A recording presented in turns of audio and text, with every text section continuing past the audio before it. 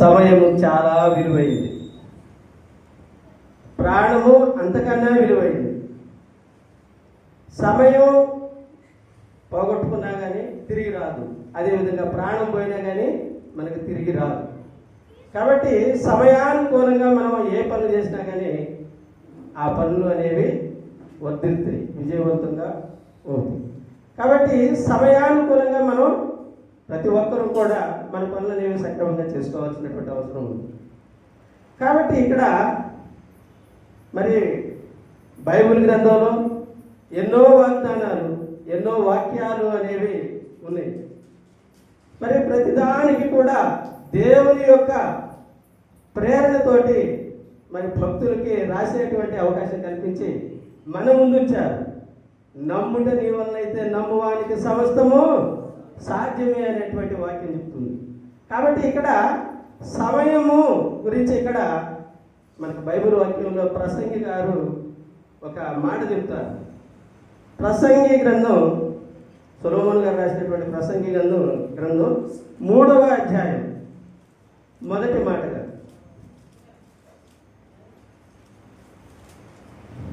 ప్రసంగి 3వ అధ్యాయం,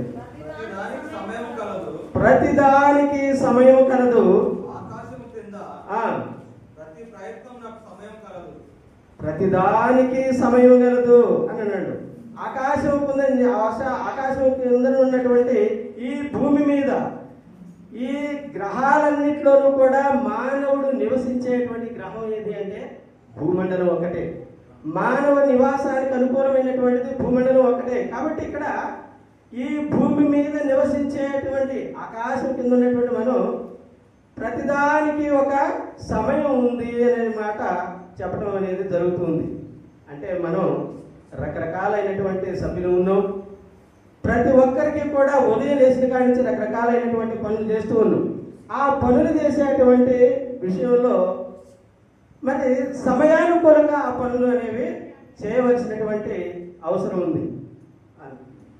సరే చదివి చెప్పండి. ప్రతిదానికి సమయం కలదు, ఆకాశము క్రింద ప్రతి ప్రయత్నమునకు సమయం కలదు. పుట్టుటకు, చచ్చుటకు, నాటుటకు, నాటబడిన దాన్ని పెరిగివేయుటకు, చంపుటకు, బాగు చేయుటకు, పడగొట్టుటకు, కట్టుటకు, నవ్వుటకు, దుఃఖించుటకు, నాట్యమాడుటకు, రాళ్ళను పారవేయుటకు, రాళ్ళను కుప్పవేయుటకును, ఇంకా మిగిలిన విషయంలో అన్ని విషయంలోనూ కూడా ప్రతి దానికి ఒక సమయం ఉంది. మనం ఉదయం లేచిన కాడి నుంచి తల్లి ఎర్లీ మార్నింగ్ లేచినప్పుడు తన బిడ్డలను లేపి ముందుగా తల్లి దేవునికి ఆ సమయాన్ని అప్పగించి ప్రార్థన చేసినప్పుడు తన పనిని ప్రార్థనతోటి ప్రారంభించినప్పుడు ప్రతి పని కూడా విజయవంతం అవుతుంది. అంటే ప్రతి విషయంలోనూ కూడా మనం ముందుగా ఎవరిని ముందుంచాలి? దేవుణ్ణి ముందుంచాలి, ప్రభువుని ముందుంచాలి. ఆ విధంగా దేవుణ్ణి ముందుంచి మన పనులన్నీ కూడా ప్రారంభించినప్పుడు తప్పనిసరిగా ప్రతి పని కూడా విజయవంతంగా అవుతుంది. ఇక్కడ దావీదు గారు ఉన్నారు. ఎన్నో శ్రమలకి వచ్చినటువంటి మనిషి. ఏ స్థితిలో నుంచి ఏ స్థితిలోకి వచ్చాడు అంటే తను ప్రతి విషయంలోనూ కూడా దేవుని మార్గంలో నడిచినటువంటి వ్యక్తి. అలాంటి వ్యక్తిని ఎక్కడో గొర్రెలు కాస్తూ ఉన్నటువంటి ఆ వ్యక్తిని అభిషేకించమని సమయంతో ఇక్కడ దేవుడు చెప్పాడు. ఆయన తండ్రి దగ్గర, దావీదు తండ్రి దగ్గరికి వచ్చినప్పుడు నీ బిడ్డలేరి అని అన్నప్పుడు పలానా పలానా పలానా నేను చూపించదు కానీ ఎక్కడో గొర్రెలు కాసేటువంటి ఆ బిడ్డలు మాత్రం చూపెట్టల. అంటే దేవుడు అది పనికి రాని వస్తువు ఏదైనా కానీ ఉన్నా కానీ ఆయన దృష్టిలో ప్రతిదీ కూడా పనికొచ్చేటువంటి విధంగా సాధనంగా తయారు చేస్తారు. అంటే ఇక్కడ ఒక ఏమీ తెలియనటువంటి స్థితిలో ఉన్నటువంటి ఆ దావీదు గారిని, గొర్రెలు కాస్తున్నటువంటి ఆ దావీదు గారిని ఆయన అభిషేకింపజేసింది. అంటే అలాంటి స్థితి దేవుని మార్గంలో ఉన్నటువంటి బిడ్డలు ఎవరినైనా కానీ ఆయన ఎప్పుడు కూడా మర్చిపోడు. ఉదయం మొదలుకొని సాయంత్రం వరకు నువ్వు చేసే ప్రతి పనిలో నీ పనులు నువ్వు చేయి. ఆ పని దేవునికి ముందు ఆయనకు అప్పచెప్పి ఆ పని చేస్తున్నప్పుడు ప్రతి పనిలోనూ కూడా దేవుడు మనకి సహాయం చేస్తున్నాడు. కాబట్టి ఆయన గొర్రెలు కాసిన స్థితి నుంచి మహారాజుగా ఆయన దీవించడం అనేది జరిగింది. కాబట్టి ఇక్కడ దేవుడు చేసినటువంటి పనులు, అలాంటి విషయంలో ఆయన చేసినటువంటి పనులను మనం మర్చిపోకూడదు. ఆయన చేసినటువంటి మేలులను మనం మర్చిపోకూడదు. ఆయన అనునిత్యం మనకి సహాయంగా ఉండటం కోసం ఎదురు చూస్తుంది. నా బిడ్డలు ఎప్పుడు నన్ను ఏమడుగుతారా, వారికి కావలసినటువంటి అన్ని కూడా నేను సమకూర్చాలి అనేటువంటి విధానంతో ఆయన ఎదురు చూస్తూ ఉంటాడు. ఆయన ఆకాశం నుంచి నరులను పరిశీలన చేస్తూ ఉన్నాడు. ఆయన సింహాసనం ఆకాశం, ఆయన పాదపీఠం అనేది ఈ భూమి.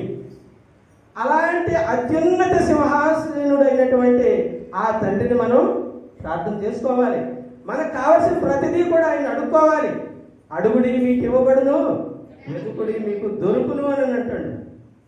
మీరు కావలసింది ప్రతిదీ కూడా మన తండ్రిని మనం అడుగుతూ, మనం ఏది కావాలన్నా కానీ మనం అడుగుతాం. బిడ్డలు అయినటువంటి మనం మనకి ఏది కావాలన్నా ఆ తండ్రి ఆ బిడ్డలకు ముందే సమకూర్చుస్తాడు.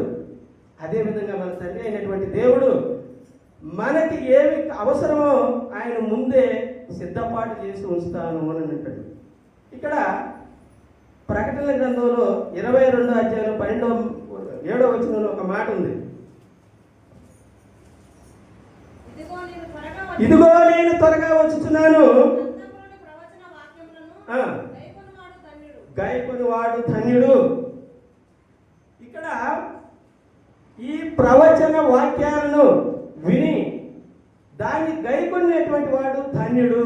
చెప్పేది ఎవరైనా సరే, ఇక్కడ మీ పాస్టర్ గారు మా పాస్టర్ గారు అనేటువంటి కాదు, చెప్పేది ఇక్కడ బైబిల్ వాక్యం, దేవుని యొక్క గ్రంథం, పరిశుద్ధ గ్రంథంలో ఉన్నటువంటి మాటలు. ఆ మాటలు విని మనకి ఎంతవరకు ఆ మాటలు ఉపయోగపడుతున్నాయి, మనం ఆ మాటల ద్వారా నడుస్తున్నామా లేదా అనేది మనల్ని మనం పరిశీలన చేసుకోవాలి. ఆయన చెప్పింది ఏంటి? ఆయన ఆజ్ఞలు మోషేకి అందించినటువంటి 10 ఆజ్ఞలు ఉన్నాయి. ఆ ఆజ్ఞల చొప్పున ఆయన నడవమని చెప్తూ ఉన్నాడు. కాబట్టి దేవుడు చెప్పినటువంటి ప్రతి మాటను మనం పాటిస్తూ వ్యర్థంగా పోనీకోకుండా చూసుకోవాలి. కాబట్టి మనం చేసేటువంటి పనులు ప్రతిదానికి ఒక సమయము ఉంది.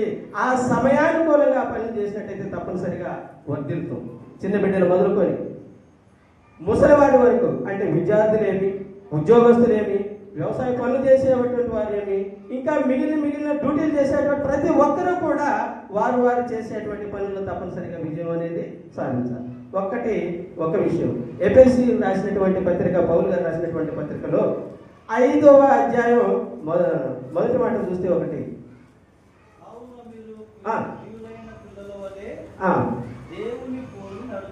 దేవుణ్ణి పోలి నడుచుకోవాలి అని చెప్తుంది. ప్రతి ఒక్కరూ కూడా మనం దేవుని పోలి నడుచుకోవాలి.